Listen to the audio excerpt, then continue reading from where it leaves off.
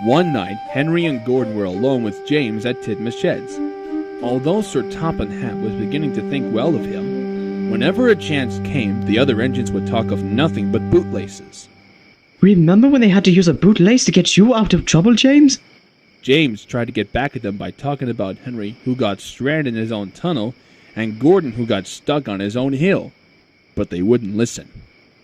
You talk too much, little James. A fine, strong engine like me has something to talk about. I'm the only engine who can pull the express. When I'm not there, they need 2 engines. Think of that. I've pulled expresses for years and have never once lost my way. I seem to know the right line by instinct. Every wise engine knows that the signalman works the points to make the trains run on the right line. But Gordon was so proud that he had forgotten that by next morning. Wake up, James. It's nearly time for the express. What are you and Rarity doing, odd Dobbs? Well, we all had to begin somewhere, don't we? Run along now and get to my coaches. Don't be late now. Then they soon left to get Gordon and Rainbow Dash's coaches. They were all shiny with lovely new paint. This time he was careful not to bump them, and they followed him smoothly into Knapford Station and singing happily. Hooray! We're going away! I wish me and Rarity was going with you, coaches. I would love to pull the wild Norwester and go flying along the main line. Gordon, with much noise of blowing steam, got ready to back onto the train.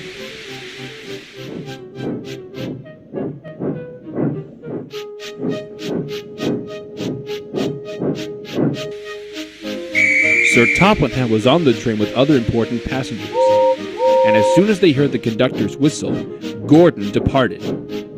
Look at me now! Look at me now! The coaches glided after him, and Rainbow Dash called out. Bye, James! See you and Rarity tomorrow! James and Rarity watched the train disappear around the bend, then went back to work. They shunted some cars into their proper sidings and went to fetch more coaches for another train.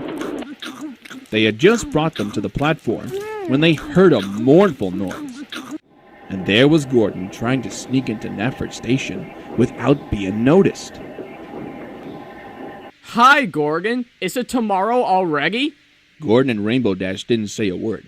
The big engine just let off steam feebly. Even Rarity was surprised to see them back already. Did you lose your way, darlings? No, you marshmallow, it was more likely lost for us. We will switch off the main line onto the loop. And, to top it all off, we had to turn all around and head back here. How embarrassing! Perhaps it was instinct, I say. Oh, put a feather in it! Meanwhile, all the passengers rushed to the ticket window, and they were demanding for a refund. Then Sir Topham Hatt climbed onto a baggage trolley and blew the conductor's whistle so loudly that they all stopped to pay attention. Then he promised them a new train at once. Gordon and Rainbow Dash can't do it right now. Will you and Rarity pull it for us, please, James? Yes, sir. I'll give it a try. So James was coupled on, and everyone got back on board. Do your best work, James. Everything will do fine. Come along, coaches. I say, James, you're pulling us very well.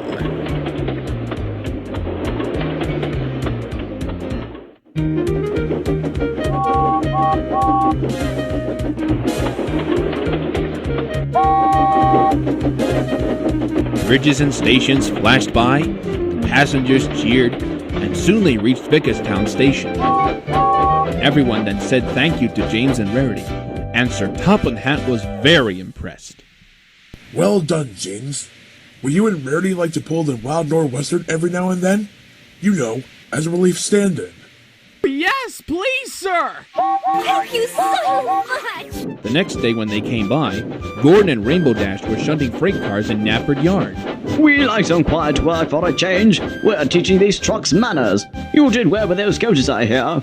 Good, we'll show them. Then they gave their cars a bump. James and Gordon are now good friends. James and Rarity sometimes takes the Wild Norwester to give Gordon and Rainbow Dash a rest. Those two never talk about bootlaces now, and they're all quite agreed on the subject of freight cars.